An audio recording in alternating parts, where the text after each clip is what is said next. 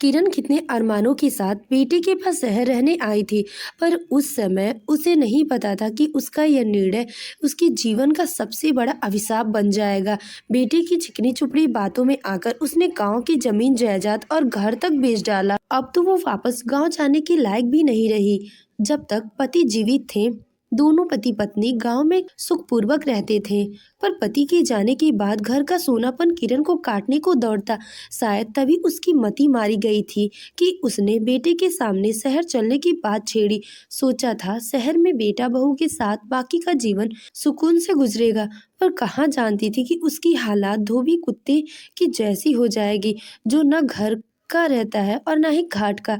शायद उसके पति को पहले ही एहसास हो गया था कि उसका अंत निकट है, तभी तो जाते जाते भी उन्होंने किरण को समझाया था, बेटे के मोह माया में पड़कर अपनी जड़ों को छोड़ने की भूल मत करना। शहर चाहे कितना भी लुभावना लगे, पर जो शांति इस मिट्टी में है वो कहीं और नहीं मिलती।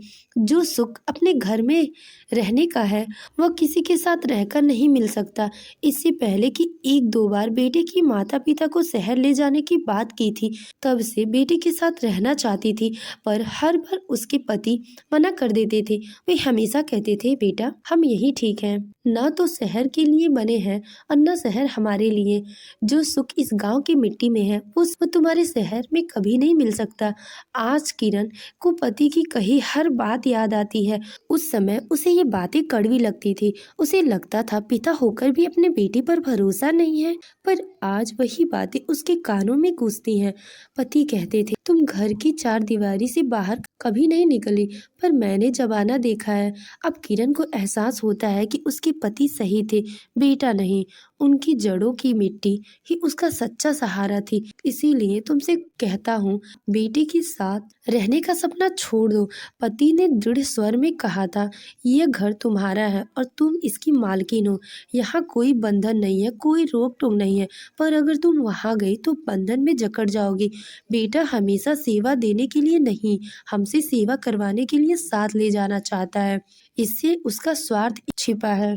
अच्छा होगा कि तुम उसका ये चेहरा कभी ना देखो, क्योंकि तुम माँ हो और माँ कभी अपनी बेटी की स्वार्थी सच्चाई बर्दाश्त नहीं कर पाती। उनकी बातों में सच्चाई तो थी, पर उस समय किरण के मन में उसे स्वीकार नहीं किया था। जब तक बच्चे छोटे थे तब तक बेटा और बहू कई बार उन्हें अपने पास ले जाने का प्रस्ताव रखते थे, पर जैसे ही बच्चे बड़े हुए वह आग्रह भी खत्म हो गया।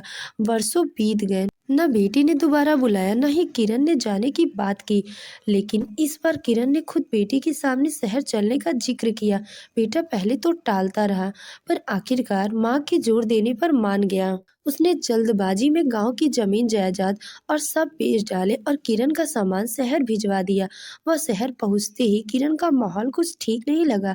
जैसे ही उसका सामान घर में आया, बहू का चेहरा उतर गया। होठों पर मुस्कान थी, पर आंखों में झुंझलाहट साफ झलक रही थी। रात को किरण अपने कमरे में लेटी थी, तभी उसे बेटी बहू की धीमी आवाजें सुनाई दी। बहू नाराजगी से कह रही थी, इस मुसीबत को अपने साथ लाने की क्या जरूरत थी? आराम से गांव में रहती, हमें क्या कमी थी? बेटा बोला, अब क्या करता, माँ को अकेले कैसे छोड़ देता? और इस बार तो खुद माँ ने आने की जिद की थी। तुम ही बताओ किस मुंह से मना करता? और फिर तुम इतनी नाराज क्यों हो रही हो? माँ खाली हाथ थोड़ी आई हैं, देखो क्या लाई है तुम्हारे लिए। ये कहकर उसने रुपयों से भरा बैग पत्नी के सामने रख दिया और बोला, मैं माँ की जमीन और घर का सौदा करके आया हूँ।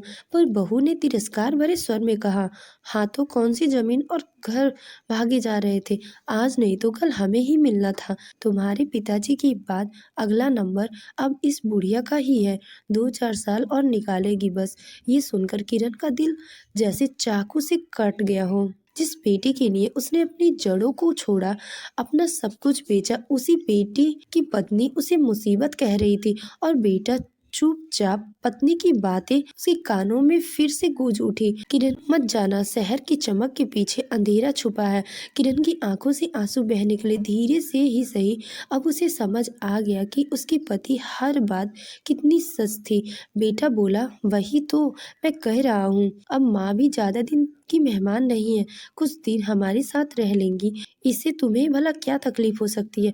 बहू ने तिक्कर स्वर में कहा। तकलीफ है, तभी तो कह रही हूँ। उनके घर में आते ही अजीब सी मायूसी फैल गई है। पता नहीं अब कब तक इन्हें सहना होगा। पर कान खोलकर सुन लो, मैं इस बुढ़िया को मुफ्त में रोटी नहीं देने वाली। काम करेगी तो खाना मिलेगा। बेटा मुस्कुराते हुए बोला, हाँ हाँ ठीक है, जो तुम्हें सही लगे वही करना। मैंने कब मना किया है। बहू बोली, ठीक है, कल ही मैं नौकरानी की छुट्टी कर देती हूँ। जब तुम्हारी माँ आ गई है तो नौकरानी की क्या जरूरत। वैसे भी सारा दिन घर बैठे बैठे क्या करेंगी, थोड़ा बहुत हाथ पैर चलाएंगी तो उनके लिए अच्छा रहेगा। बेटा बोला, तुम चाहे जो काम उनसे करवाओ, पर याद रखना उनके साथ व्यवहार शालीन करना। तुम जानती हो सोसाइटी में हमारी कितनी इज्जत है। अगले महीने सोसाइटी में चुनाव होने हैं और मैं खुद एक आदर्श बेटी के रूप में सबके सामने प्रस्तुत करने वाला हूँ। इसीलिए माँ के साथ थोड़ा प्यार से पेश आना। लोग को ऐसा लगना चाहिए कि हम उनकी खूब सेवा करते हैं। पत्नी की व्यंग भरी मुस्कान के साथ कहा, ठीक है, समझ गई, तुम चिंता मत करो। उनसे काम कैसे लेना है मैं अच्छी तरह से जानती हूँ। और बस उसी दिन से किरण का जीवन फिर से बदल गया। 3 महीने बीत गए। अब वह इस घर की नौकरानी बनकर रह गई। सुबह से शाम तक वो काम करने लगी। झाड़ू, बर्तन, खाना, कपड़े और बहू हर काम में उनसे बारीकी चाहती थी। बहू उनके कपड़ों पर खास नजर रखती थी। मजाल है जो साड़ी एक भी दाग दिख जाए, वह सुबह शाम उन्हें अपने साथ टहलाने भी ले जाती, ताकि अगर सोसाइटी का कोई देख ले तो उसे यही लगे कि बहू अपनी सास की खूब देखभाल करती है।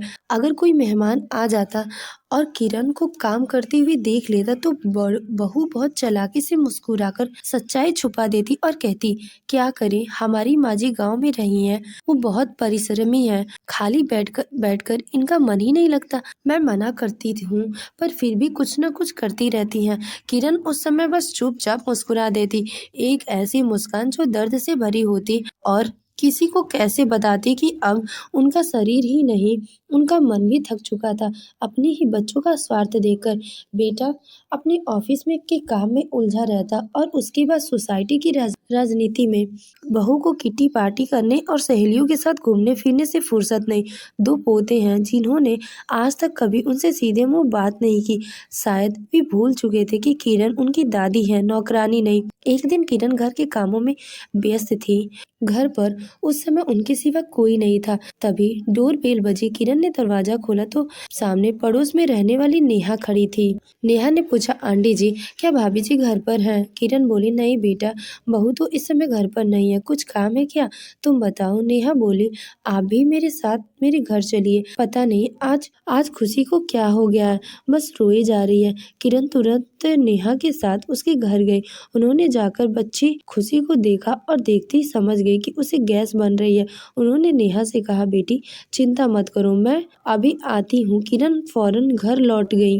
रसोई में जाकर हींग और हरड़ का घोल तैयार किया और तुरंत उसे ले जाकर खुशी को पिला दिया। कुछ ही मिनटों में बच्ची को राहत मिली और वो शांत हो गई। नेहा बोली, आंटी जी, आपने तो कमाल कर दिया, आपकी छूती ही खुशी बिल्कुल ठीक हो गई। मैं तो घबरा ही गई थी। किरण बोली, घबराने की कोई बात नहीं थी बेटी, बच्ची को बस बदहजमी हुई थी। क्या तुम उसे बोतल का दूध पिलाती हो? नेहा बोली, हाँ आंटी जी, मैंने खुशी का देखभाल के लिए एक आया रखी थी। जब मैं घर पर नहीं होती तब वही खुशी को बोतल से दूध पिलाती, बाकी जब मैं घर पर होती तो उसे अपना ही दूध पिलाती। किरण बोली, फिर तो तुम्हारी आया उसका अच्छे से ख्याल नहीं रखती थी। नेहा बोली, आने दो, कल उसे मैं उसकी अच्छी खबर लूंगी। किरण मुस्कुराई और बोली, अच्छा बेटी, अब मैं चलती हूँ। नेहा बोली, आंटी जी रुकिए, मैं अभी आपके लिए चाय लेकर आती हूँ, चाय पीकर जाइएगा। किरण ने भी मना नहीं किया। थोड़ी देर में नेहा चाय लेकर आई और दोनों साथ बैठकर चाय पीने लगे। बातों ही बातों में दोनों के बीच आत्मीयता बढ़ने लगी। बहुत दिनों से जो गम किरण के दिल में दबा था वह आज अनजाने में नेहा के सामने खुल गया। उन्होंने अपने दिल का सारा दर्द, बेटी और बहू का व्यवहार की सारी बातें कह डाली। किरण की बातचीत सुनकर नेहा हैरान रह गई। उसे यकीन ही नहीं हुआ कि जो लोग सबके सामने आदर्श बेटा बहू दिखावा करते हैं वे अपनी ही माँ के साथ इतना कठोर व्यवहार कर सकते हैं। कुछ देर सोचने के बाद नेहा बोली, आंटी जी, अगर आपको ठीक लगे तो एक बात कहूँ, मुझे खुशी की देखभाल के लिए एक अच्छी आया की ज़रूरत है। कि आप मेरी बेटी को संभाल लेंगी? इसके बदले मैं आपको हर महीने का तनख्वाह दूंगी। साथ ही अगर आप चाहें तो अपने रहने की व्यवस्था भी यही कर दूंगी। किरण ने धीमे स्वर में कहा, नहीं बेटी, यह मुझे उचित नहीं लगता। मैं किसी पैसे या नौकरानी के लिए नहीं, बस अपनेपन और सम्मान के लिए जीना चाहती हूँ। बेटा, मेरी बेटी और बहू बिना वजह मेरे साथ झगड़ा करेंगे। मैं नहीं चाहती कि उन्हें मेरी वजह से कोई परेशानी हो। नेहा बोली, आंटी जी, इसकी चिंता आप मत करिए। मैं एक ऐसी एनजीओ से जुड़ी हुई हूँ, आप जैसी बेसहारा औरतों की सहायता करती हूँ। मुझे इसकी मदद करके खुशी होगी और इससे आपकी बेटी बहू को भी सबक मिलेगा। घर में वे आपके साथ इतना बुरा व्यवहार करते हैं और बाहर जाकर उन्हीं की वजह से लोग की सहानुभूति पाने की कोशिश करते हैं। ये तो बहुत गलत बात है। अगर आपने कभी कुछ नहीं किया तो समय के साथ हालात और भी बिगड़ जाएंगे। थोड़ा रुक कर नेहा आगे बोली, आप चाहे तो मेरी बेटी के साथ साथ कुछ और बच्चों को भी संभाल सकती हैं। मेरी कुछ सहेलियां हैं जिन्हें मेरी तरह रोज अपने बच्चों की आया के भरोसे छोड़कर जाना पड़ता है। लेकिन अगर आप हमारे बच्चों की देखभाल करेंगी तो ये हम सबके लिए सुकून और खुशी की बात होगी। किरण अभी असमंजन में थी। उनके मन में एक सवाल उठ रहा था, क्या इस तरह अपने बेटे बहू को छोड़कर दूसरे पर भरोसा करना सही होगा? उन्होंने खुद से कहा, पहली गलती तो मैंने गांव छोड़कर शहर आने की कर दी, कहीं अब फिर से कोई गलती ना हो जाए। उन्हें गहरी सोच में डूब कर देखकर नेहा बोली, ठीक है आंटी जी, कोई जल्दी नहीं, आप आराम से सोच समझ कर जवाब दीजिए। मैं चाहती हूँ कि जो भी निर्णय आप लें वह आपके दिल से हो। किरण चुपचाप घर लौट आई और पर वह नेहा के प्रस्ताव पर उसका मन लगातार विचार कर रहा था। उन्हें ये बात अच्छी तरह से समझ में आ रही थी कि समय के साथ इस घर में उनकी स्थिति और भी खराब होती जा रही थी। बेटी बहू को न उनसे कोई प्यार था, न ही कोई लालच बचा था जिनकी वजह से वो उसकी सेवा या परवाह करे। किरण एक दिन एक प्रश्न गूंज रहा था, क्या अब वक्त आ गया कि वो अपने लिए एक नई शुरुआत करे? 2 दिन बाद किरण ने नेहा के घर पहुंची और बोली, बेटी, मुझे तुम्हारा प्रस्ताव मंजूर है, लेकिन पहले मैं इसे 1 महीने के लिए आजमाना चाहती हूँ। अगर सब कुछ ठीक रहा तभी आगे इसे जारी रखूंगी। रात को उन्होंने अपने बेटे से कहा, बेटा, मैं घर में सारा दिन अकेली बैठी परेशान हो जाती हूँ। तुम कहो तो मंदिर जाना शुरू कर दूँ? बेटे के जवाब देने से पहले ही बहू बोली, घर का सारा काम करने के बाद आप चाहे जहाँ जा सकती हो। अगले दिन सुबह 9 बजे से पहले ही किरण ने घर का सारा काम निपटा लिया और नेहा के घर पहुंच गई। नेहा उनका इंतजार कर रही थी। वह रोज सुबह 9 बजे से शाम 6 बजे तक ऑफिस में रहती, इसलिए किरण के आने से उसे बड़ी राहत मिलती थी। अगले ही 1 महीने तक किरण ने पूरी लगन और ममता के साथ छोटी खुशी का ध्यान रखा। वह उसे समय पर खिलाती, सुलाती और खेलती भी थी। धीरे धीरे खुशी उसे बहुत घुल मिल गई थी। जब महीने के अंत में नेहा ने किरण को मेहनताने के रूप में पैसे दिए तो किरण की खुशी का ठिकाना नहीं रहा। उन्होंने इतने सालों में पहली बार अपने हाथ से कमाया हुआ पैसा देखा। उन्होंने मन ही मन सोचा कि इतने पैसे से तो मैं अपने लिए कोई छोटा कमरा किराए पर ले सकती हूँ, जहाँ मुझे किसी की डांट तानों का डर नहीं होगा। और रही बात खाने पीने की, तो अब मैं इसकी भी चिंता नहीं करती, क्योंकि नेहा की 3 और सहेली भी अपने बच्चों को किरण के पास छोड़ने की इच्छुक थी। जिंदगी अब उनके लिए एक नई दिशा में ले जा रही थी। नेहा की सहायता से किरण को एक अच्छा सा कमरा मिल गया और वहीं पर वो अपने बच्चों की देखभाल करने लगी। धीरे धीरे बच्चे भी उनसे बहुत प्यार करने लगे। एक दिन ये खबर उनकी बहू तक पहुंच गई। उनकी सास आया का काम करती है। शाम को जब किरण घर लौटी तो बेटा और बहू दोनों बहुत नाराज थे। बेटे ने गुस्से में कहा, माँ, ये सब आपने क्या तमाशा लगा रखा है? मेरे घर में आपको क्या कमी थी जो दूसरों के बच्चों की देखभाल करना शुरू कर दी? लोग मुझ पर हंस रहे थे। मेरी माँ और काम करती है, आपको बेटे के मान सम्मान का जरा भी परवाह नहीं है।